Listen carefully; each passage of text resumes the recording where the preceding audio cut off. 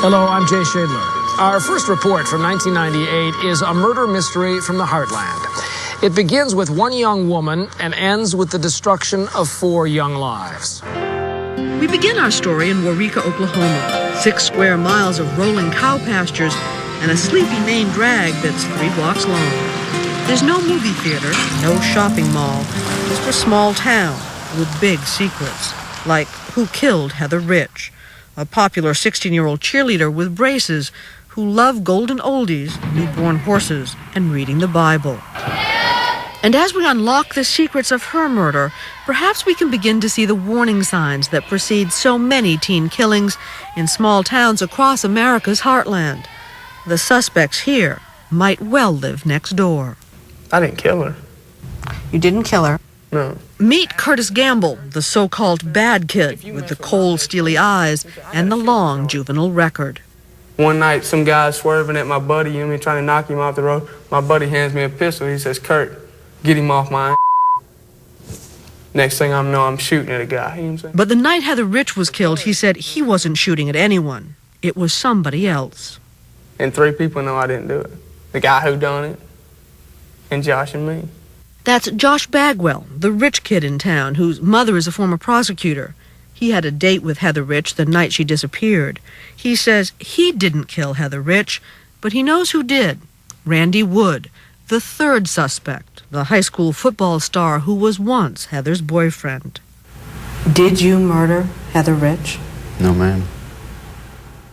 Josh Bagwell was your best friend. At one time, yes, he was. And he says it was you Yeah, who pulled the trigger, as does Curtis Gamble. yes. Why? Why would they both say it was you? I have no idea. I don't know. Randy's grandmother, Frida Thompson, says Heather was a frequent visitor at her home where Randy lived. I loved her. Randy loved her. Randy would have never done nothing to hurt her. Never. That anyone would want to hurt Heather is the greatest puzzle to her parents, Gail and Dwayne Rich. She made everything funny. She was the life and the joy in this house. There I am with my towel on. In so many ways, a typical teen with typical teen growing pains, including the inevitable mother-daughter confrontations over things like the telephone. Heather loved to talk and talk and talk, which led to that last fight, October 2nd, 1996, a fight over a $350 phone bill. I told her all she ever did was cost me money. And she said nothing. So I went on to bed, and I thought, well, Heather will come in pretty soon, and we'll make up, because we always did. If we ever had a fight, we always had to say, "I'm sorry, I love you," before we could go to sleep. And I went on to bed, and Heather stuck her head in and said, "Daddy, I love you." And I told her I loved her. But I was still waiting for her to come to me, and she didn't. So those were the last words I ever said to my daughter. 6:30 the next morning, Heather's brother discovered she wasn't in her room, but her purse, the makeup bag she'd never left home without, was there. By 7:30, they'd called everyone they could think of. Soon after, they called the police. But the police thought she was just a runaway. The Rich family was frantic. By midday, Gail Rich convinced a friend at the school to slip her a confidential list of the students who were absent that day. Among them, Randy Wood and Josh Bagwell. Randy sounded like a robot when I talked to him. I asked him if he'd seen Heather, and he says, "No, I haven't." And I told him that she was missing. He says, "I was with Josh Bagwell all night long till 6 o'clock this morning." And the way he said it, I said, "What?" And he said it again, exactly the same way. Same words, like he'd memorized it 2 words at a time. And I knew he knew something. She felt the same way about Josh Bagwell. He was real cocky. It was his attitude. While the police were doing very little, Heather's parents chased every lead. I just kept looking. I can go 1,900 miles on a tank of diesel. I filled up twice. Next came more desperate measures. A neighbor volunteered his bloodhounds. They plastered the town with posters. Then, after Heather had been missing 8 days, the Texas Rangers had found a body. A young girl with braces wearing a little gold ring, just like Heather's. And then Dwayne came in, and he told me that Heather was dead, that they'd shot her and thrown her in a creek. There was no question their little girl had been murdered, shot in the back of the head, then 8 more times with a 12-gauge Mossberg shotgun on this bridge in a remote area across the Texas border. It would take 14 full-time investigators from the Texas Rangers and other agencies 2 weeks to zero in on the 3 suspects. They had all given alibis that sounded, as Heather's mother had noticed earlier, rehearsed. Were you in touch with Josh and with Curtis during that period? Yeah. And everyone was saying what to each other? I guess we all just pretty much agreed on what to say. A story? Yeah. The story was that they had been in this trailer owned by Josh Bagwell's grandparents, drinking beers and playing dominoes until 6 in the morning. But the case broke when, under 8 hours of interrogation by the FBI and Rangers, Curtis Gamble finally told them more. That night, we was going to just drink, party, do a little something. Anyways, when we got back to Josh's granny's house, she was there. Heather Rich? Yes, ma'am. I didn't know who she was. Had you ever met her before? No. Okay. Anyway, so I thought that was like Josh's girlfriend. And apparently it was. You know what I mean? Because Josh gave me the keys to his grandpa's truck, and he told me, he's like, look out, Kurt, you know what I mean? Take old boy here, burn off, you know what I mean? In other words, he wanted to be alone with Heather. Right. So I burned off. He says he drove off with Randy Wood, and he says Randy was angry. Randy was supposed to be dating Heather. And then he was all telling me all this stuff, you know what I mean? He was mad. Mad enough, he says, to kill. Armed with Curtis Gamble's sworn statement, Randy Wood was arrested for shooting Heather Rich. But Curtis Gamble and Josh Bagwell were also arrested. You see, Randy Wood had a version of the story, too. A teenager's decision to tell all on the witness stand when Justice Files returns.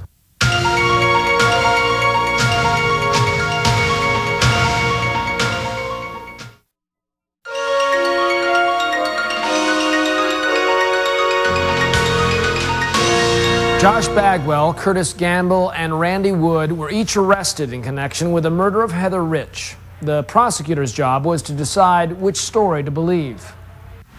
I mean, it was so horrific. I mean, when it had happened, it was all in slow motion.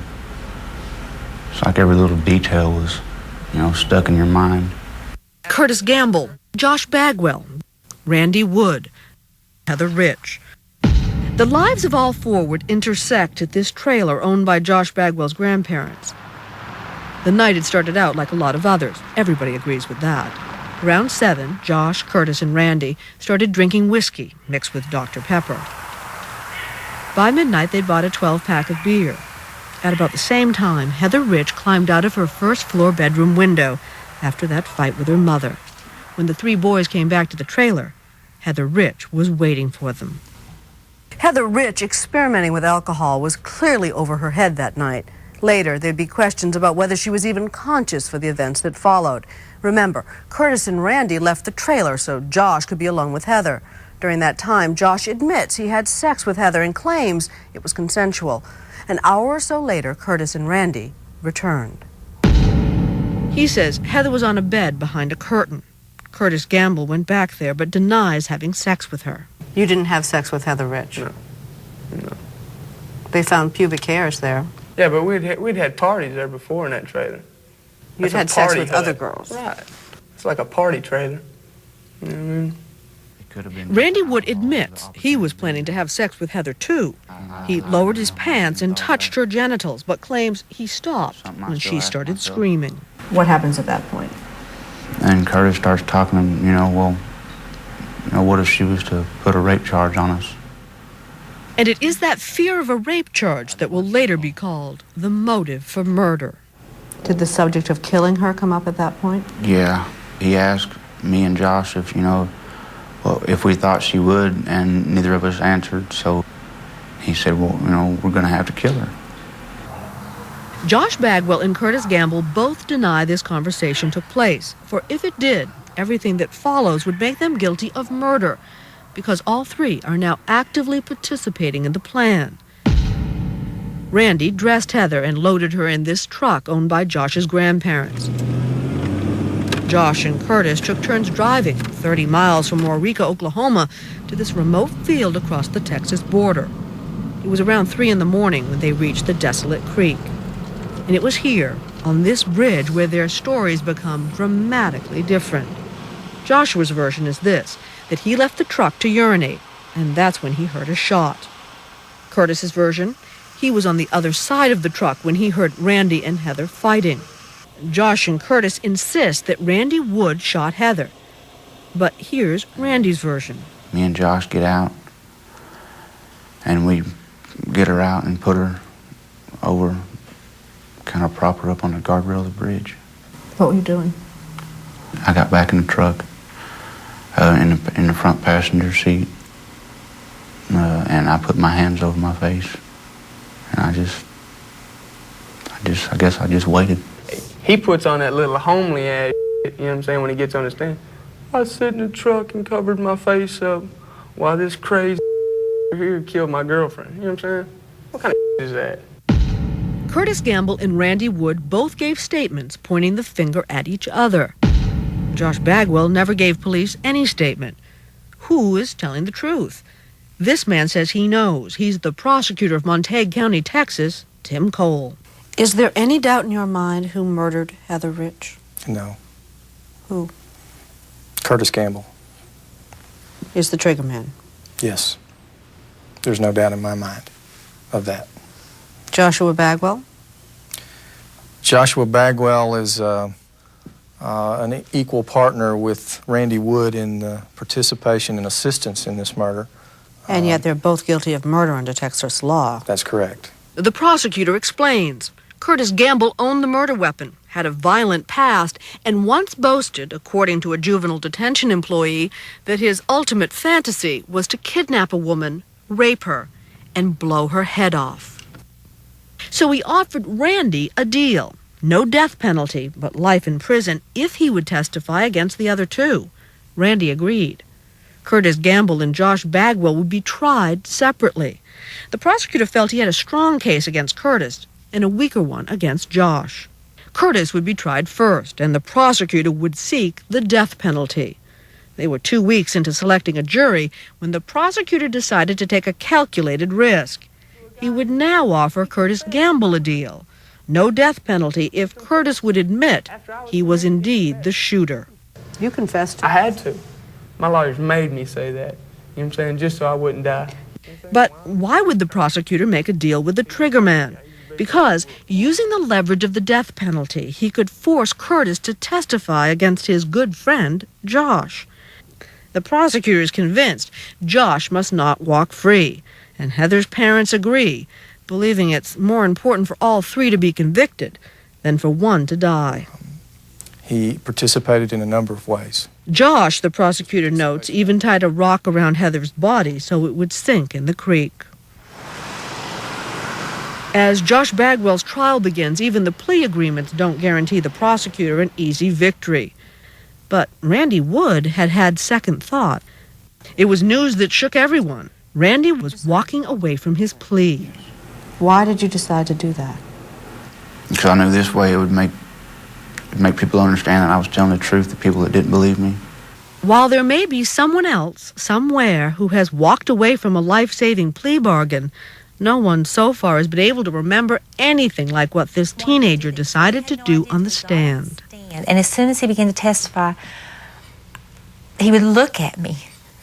And I wanted to touch him in some way. I wanted to hug him and say, thank you for telling the truth. Finally, somebody. The truth, according to Randy Wood, implicated not just Curtis and Josh, but himself. You did more than not stop it. You helped. Yes. So not taking the plea was a way of saying what? It wasn't so much for everybody else, it was for myself. I mean, because more than likely I'm going to have a long time to think about how I handled things. I mean, I did the right thing, I guess, for Heather, for testifying, for her and her family. He was actually thinking about Heather, and my heart went out to him. I couldn't help it. It's a big risk to take with your own life. Yeah. It's a risk I should have took that night. In the end, after 8 hours of deliberation, the 12 jurors convicted Joshua Bagwell of murder. They sentenced him to life in prison plus 99 years for the additional count of conspiracy. Josh Bagwell is asking for a new trial.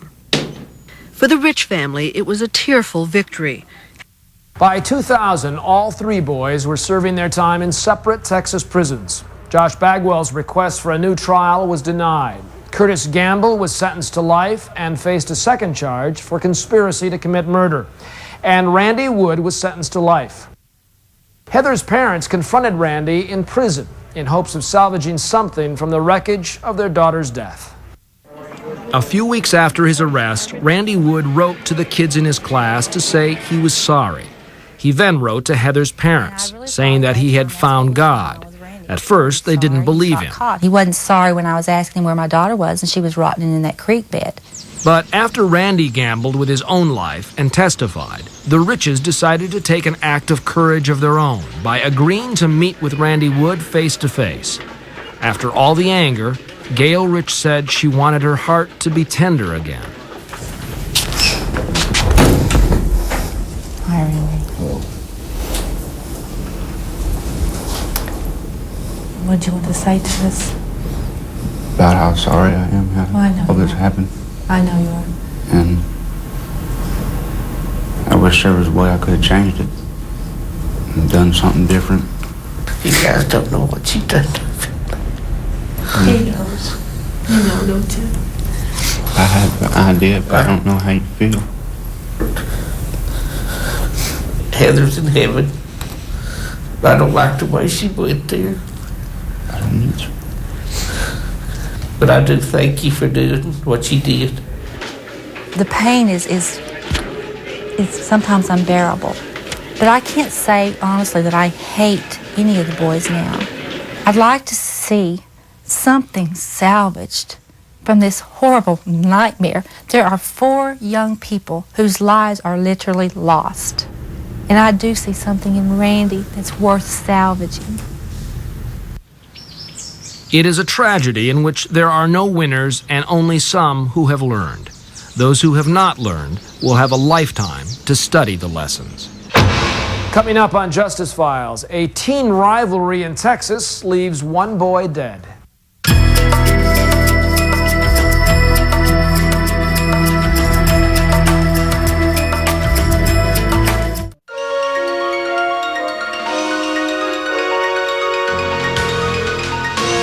Our next report from 2000 takes us to the Texas Panhandle. There, tensions between 2 high school groups, the Jocks and the Punks, exploded with deadly consequences. Isolated by miles of empty prairie, Amarillo is a lone outpost on the Texas Panhandle, a place where the stark landscape stretches to the horizon and the cowboy life isn't forgotten. On many Friday nights in Amarillo, high school football reigns supreme. The game is worshipped and the players revered. But across town, there is a very different group of teens.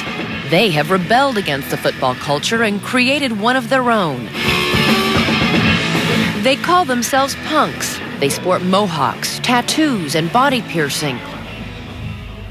The worlds of the punks and the jocks would collide one cold December night, and in one horrible moment, one teenager would be dead, and the other changed forever. 17-year-old Dustin Camp played on the high school football team. By all accounts, he was the all-American kid with above-average grades. Brian Deneke was different. He was a high school dropout who had minor scuffles with the law. He wore a green mohawk and a spiked collar. His parents were initially mortified by his appearance, but they say underneath a strange garb and rebellious lifestyle, Brian was a good kid. Brian's brother, Jason, agrees. And he was always smiling. He was always trying to make people laugh. If somebody was in a bad mood or upset, he'd be trying to cheer them up. things like that. I sat down with a group of Brian's friends, and I must admit their look was initially distracting. Every night I would have people try to start fights with me. How many of you guys have been attacked physically? Raise your hand. On the evening of December 12th, the IHOP parking lot was packed with teenagers. Among them was Dustin Camp in his 1983 Cadillac. In the back seat was Elise Thompson. When we drove up, there were a lot of people standing around in the parking lot, and I didn't see any punks there. Minutes later, Jason Deneke showed up with his brother Brian, and what happened next depends on which side you believe.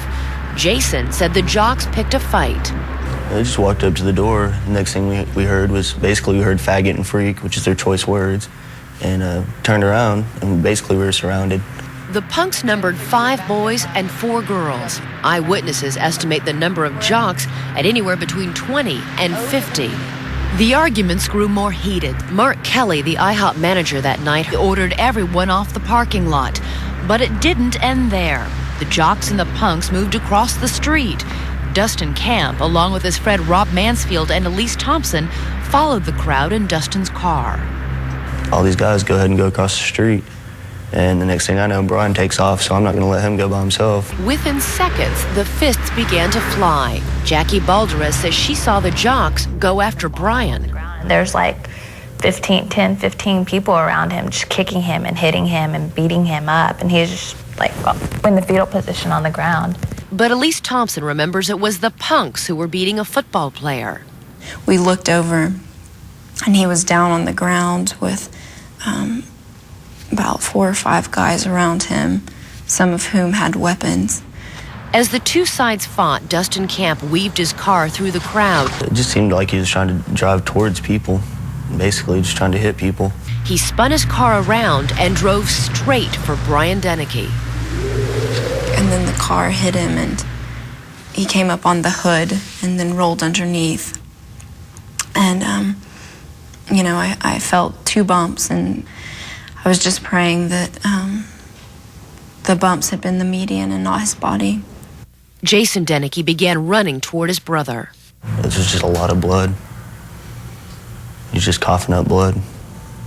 As Jason Deneke cradled his dying brother in his arms, Dustin Camp left the parking lot and drove away. Brian Deneke's skull and chest had been crushed by the 2-ton Cadillac. Dustin Camp had gone home. He parked his car in his parents' driveway and went to bed. When the police showed up at 6 o'clock the next morning, they found damage to the hood of the Cadillac, blood splattered underneath, and an empty bottle of Crown Royal whiskey inside. Dustin Camp was arrested and charged with murder. In his statement to police, Camp said it was an accident. I saw a guy swinging a bat at one of my friends. I was just going to knock him down with my car. It was icy on the ground. My car slid, and I guess he slipped, and my car went over him. Prosecutor John Coyle thought he had an open and shut case proving Dustin Camp had intentionally murdered Brian Deneke. He told the jury that Dustin Camp had never turned the wheel to avoid hitting Brian, that he fled the scene and lied to police. But the prosecutor's most damning evidence was what Elise Thompson heard Dustin say that night. Right after he hit Brian, he said something very offhand, like, "I'm a ninja in my caddy," or something. I'm a ninja in my caddy. And he said, I bet he liked that one. Warren Clark is Dustin Camp's attorney. Dustin Camp and his parents refused to speak with us on camera. In court, Clark launched a bold counterattack, putting Brian Deneke and his lifestyle on trial. He called the punks goons and armed thugs. He said Brian had been drinking and was the aggressor that night. Clark argued Dustin Camp was not a killer, but a teen who acted bravely and returned to the scene to save the life of his friend, who he said Brian Deneke was beating. Clark said Camp was merely acting in what he called self-defense of a third person. He could have driven away and left his friends in the lurch, but he chose to come back. It was out of loyalty. It may have been misdirected loyalty, but it was out of loyalty to his friend. Brian Deneke's friends remember it differently. What was Brian doing at the moment that Dustin Camp hit him with the car? Running. Running? He was running from the car. He was running away from the car. He wasn't fighting somebody? He was by himself. Which of the two sides would the Amarillo jury believe? After hearing the evidence, jurors took just 3 hours to decide. They convicted Dustin Camp, not of murder, but of the lesser crime of manslaughter. And it was what these 12 jurors would do next that would shock the city. Camp's punishment for killing a punker would only be probation. Do you think if the tables had been turned and it was Brian Deneke who ran down and killed Dustin that night, that Brian Deneke would have gone to prison? I think with Mr. Deneke's past, it would have been a harder job of keeping him out of prison. Plus, let's face it, appearance means something. Does it? Yes, it means something in Amarillo, Texas, and it means something in New York City. Sometimes the conclusions we reach on appearance are improper and not justified. But in a murder case, they're pretty important. Since the trial, many punks say the way they look is still an issue. Some say they continue to be harassed and are considering leaving Amarillo. A memorial service was held on the very spot where Brian was killed, and many residents hope that the teenagers here were paying attention to this tragic lesson. Harsh words and unwise choices can lead to tragedy. We're all a little more alike than we like to think, you know, that you can't hate someone and you can't even fight someone just because they look differently than you. Dustin Camp went on to attend West Texas State University while remaining on probation. The Deneke family has since filed a civil suit. In striking contrast to a town that never fully reconciled after the killing in Amarillo, Paducah, Kentucky presented a different story altogether. In the wake of the 1997 high school shooting that killed 3 teens and drew national attention, the Paducah community grew closer together. At the church that the young shooter, Michael Carneal, once attended, the pastor of the confessed gunman urged the congregation to practice one of God's commandments, forgiveness. Forgiveness doesn't mean you can't be angry. Forgiveness doesn't mean you have to forget. Forgiveness means that you still love. Forgiveness for Michael in this close-knit religious community became a common theme. At the high school where Michael opened fire and 3 teenagers died, a banner went up that students signed. It read, "We forgive you, Michael." He means a great deal to us. In prayer groups, as people prayed for the victims' families, they also called on God to be with Michael. We not only need to remember them, but to remember the person who committed this crime. I'm not mad at all. Of course, I'm mad at the act. Yes, but not the person who committed the act. Nikki Orazine narrowly escaped with her life, but she and others in the high school prayer club said their faith has enabled them to turn the other cheek. If I don't, it will eat me alive, and I'll be living the same day over and over again. Many people believe forgiveness was the first step toward healing. A deadly hate crime committed in Alabama when Justice Files returns.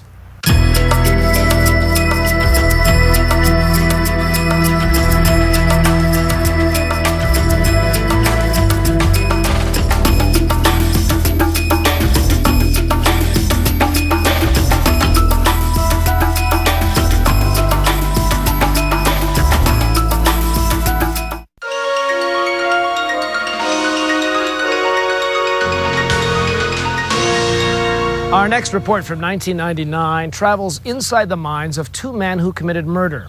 Their victim was an Alabama man, killed because he was gay. If I had killed the average, everyday white American walking down the side of the road, would you be here now? No, you wouldn't. It wouldn't be exposed. You know, people get killed every day, but I killed somebody who's gay, and it's a big national issue. Stephen Mullins is a cold-blooded killer with an agenda, a murderous agenda that shockingly has become far too familiar in America. Mullins hates homosexuals. That hatred led to homicide. It's not right. What's not right? Being gay. On February 19, 1999, Mullins' twisted moral beliefs exploded in the small southern town of Sylacauga, Alabama. The victim? Billy Jack Gaither, a popular man the locals described as a gentle soul, a man Mullins lynched on account of his lifestyle. You see, Billy Jack Gaither was gay. Was it a hate crime? At the time, yes. To know Stephen Mullins was to fear him. The product of a broken home, Mullins' reputation was that of a neo-Nazi bully with a drinking problem and no steady job. By contrast, Billy Jack Gaither was the exact opposite of Stephen Mullins. He was a caring and devoted son to his sick and elderly parents and a member of his church choir. Coosa County prosecutor Fred Thompson says Billy Jack never saw Mullins' true motives. Steve Mullins was just using Billy Jack to get around, get a ride, someone to hang out with, go to bars or whatever. What happened one day that changed your relationship with Billy Jack Gaither? It was the day that, well, I called him on the phone and he propositioned to me. He propositioned you? Right. I thought we had had a pretty respectful relationship up until then. You know, I could respect him being gay as long as he respected me being straight. And he broke that respect line there. But over the next couple of weeks, Mullins concealed his building anger from Billy Jack. But then one morning, about 2 weeks after Billy Jack's proposition, something snapped inside Stephen Mullins. I woke up at 5:30 the morning of February the 19th, and I didn't have any reason to wake up. I just woke up just out of like a dead sleep, and I was going to do whatever I had to do to kill Billy Jack. Fueled by his hatred for gays, Stephen Mullins spent that entire day here at his home planning the murder of Billy Jack Gaither. He gathered up a jug of kerosene, a book of matches, an axe handle, and a freshly sharpened pocket knife. A checklist that clearly indicated just how unthinkably sadistic Billy Jack's death would be. Then Mullins set the trap. He called Billy Jack and asked him for a ride to the bars that evening. When Billy Jack Gaither came to pick you up and you saw him face to face, did it sink in that you were going to kill him in just a few hours? Yeah, I did. Mullins decided he couldn't commit this murder alone. So with Billy Jack in the car, Mullins tracked down his friend, Charles Butler, known as Chauncey to his friends. Butler was shooting pool in a local bar when Mullins came in and coaxed him to help carry out his insidious plan. Mullins says he told you that you and he were going to be part of a murder tonight. That's what he says, but he's lying. He said that you agreed to go along. No, ma'am, I didn't. But Chauncey Butler did go along. They fooled Billy Jack, inviting him to have a sexual encounter at a secluded boat launch a few miles outside of town. Billy Jack parked the car, and all three of us got out, and I grabbed Billy Jack by the back of the head and by his back and shoved him to the ground. And as I was doing that, I had my pocket knife in my hand and I cut his throat. Did you tell him why you slit his throat? Yes, I did. I told him because he was a faggot. Billy Jack was bleeding profusely, but the slash to his neck was not deep enough to be fatal. So Mullins and Butler put Billy Jack in the trunk of his own car and drove back to the trailer where Mullins went to retrieve the kerosene, matches, and tires. For Billy Jack Gaither, the brutal odyssey continued. His attackers drove him to an even more secluded spot, Peckerwood Creek. Mullins and Butler planned to add Billy Jack's body to the mountain of debris. There was only one problem with that plan. There was still some life left in Billy Jack. He waited for Mullins to turn his back. Then Billy Jack summoned his last burst of energy and, rising, pushed Stephen Mullins down this embankment and into the creek. Were you shocked to see him alive? Yes. He was trying to get in the car and leave. Did he have the keys? No, they were in my back pocket. What did you do? I drug him to the back of the car and got the axe handle and started to beat him. Gaither's body is on the ground. Yes, ma'am. What did the two of you do? Well, I was cleaning out the blood on the seat of the car.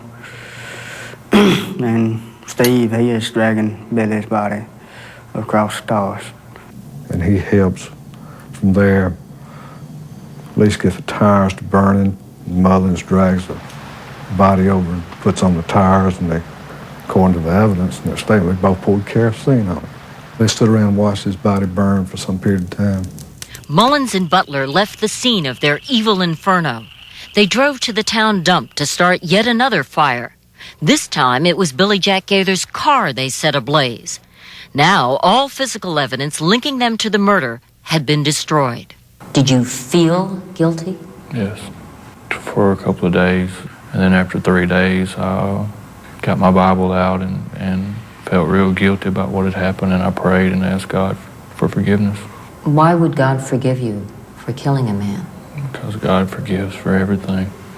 Mullins may think he'll fare well on God's judgment day, but no such mercy or forgiveness came from Alabama authorities when they arrested Mullins and Butler 2 weeks after finding Billy Jack Gaither's body. Prosecutors admit the Gaither killing may never have been solved had it not been for Charles Butler's guilty conscience the night of the murder. Did you tell your father what happened? Yes, ma'am. Charles Butler Sr. told a colleague at work, and soon the news spread to the authorities. After his arrest, Charles Butler Jr. told police the whole story.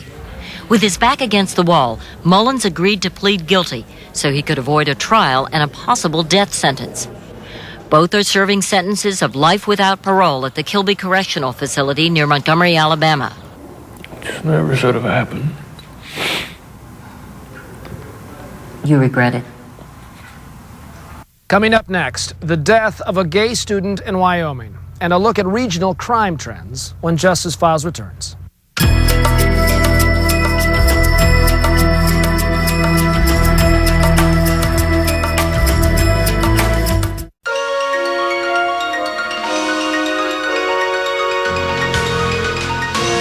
Incidents of violence against the gay community are becoming more and more commonplace. Laramie, Wyoming was another quiet town until October of 1998, when Big Sky Country was tainted by the gruesome murder of Matthew Shepard. Most merciful God, whose wisdom is beyond our understanding, deal graciously with Matthew's friends and family in their grief. At his funeral, the 21-year-old college freshman was remembered as a loving son who did not deserve to die. Because Matt's last few minutes of consciousness on Earth may have been hell. His family and friends want more than ever to say their farewells to him in a peaceful, dignified, and loving manner. A week earlier, 2 Wyoming men were approached by Shepard, who was gay, at a local bar. Offended, they decided to rob him by pretending to be gay and lured him to their truck. They drove him to an isolated field, tied him to a fence, and beat him to death. In response to the Wyoming attack, critics say that the absence of broader anti-hate laws has helped create a dangerous environment for gays and lesbians. One of the things that studies have found is that individuals who commit hate crimes against gay people think that what they're doing is accepted by society. In 1998, 21 states had hate crime laws that include sexual orientation. 18 states had hate crime laws which excluded sexual orientation, and 8 states had no hate crime laws for anyone, including Wyoming, where Matthew Shepard died. It all adds up that we're lesser than, that we're not as good as other Americans, that we don't deserve to be treated fairly, and that we don't deserve protection. Human rights groups hope that the attention from this case will get tougher laws passed in the future. You guys don't recognize him as a human being, then you don't need to be out here. Though it took this horrific incident to get the nation's attention.